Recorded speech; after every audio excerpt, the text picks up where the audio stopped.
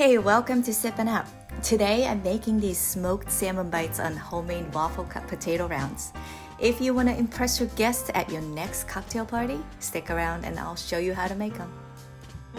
First, you'll need a large russet potato that you're going to peel and slice into 1/4-inch thick rounds. Now, if you're not so great at knife skills yet, go ahead and use a mandolin slicer. I often do that myself, so there's definitely no shame here. Next, you need 2 small skewers or toothpicks and place one on top and one on the bottom of a potato round on the cutting board. And carefully score the potato round on one side.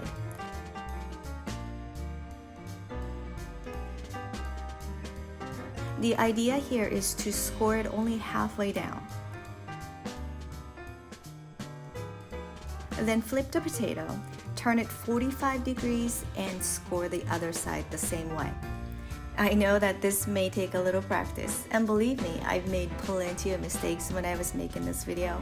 So don't feel bad if you have to go through a few potatoes for this recipe. You can always make some mashed potatoes with those not so perfect pieces the next day.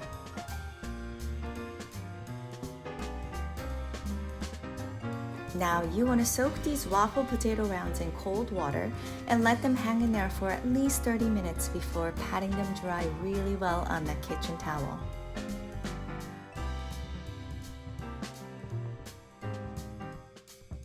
Finally, when you're ready to fry them, heat a skillet on medium-low heat and coat the bottom of the skillet with oil. You really don't need a lot here. I would say it's no more than 1/8 of an inch thick, which for my pan is about 4 tablespoons. I'm using avocado oil here, but any light colored or neutral tasting oil will work here.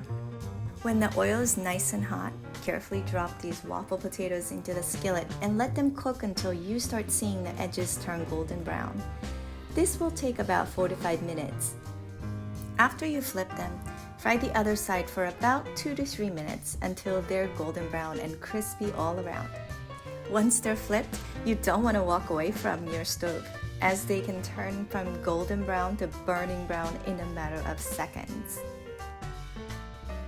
Once they're done, take them out on a paper towel, and just like any other fried foods, immediately sprinkle some salt on top.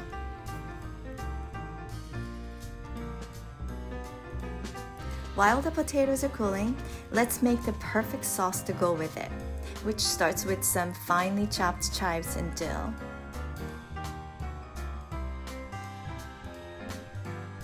Now, when I'm making a fresh sauce like this, I always recommend using fresh herbs as opposed to dried, as the flavor is just incomparable.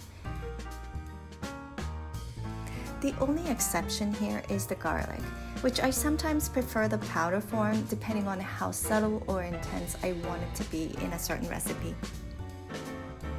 Once you have all the ingredients ready and measured, mix them up in a bowl.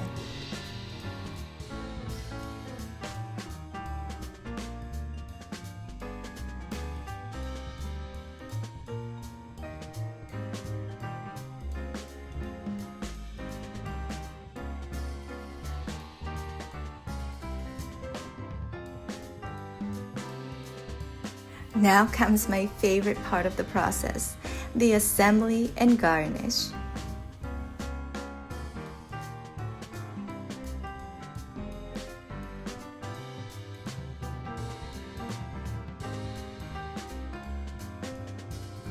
All you have left to do is to pour your favorite drink to go with this bite. I'm sipping on a glass of Prosecco today, but you do you.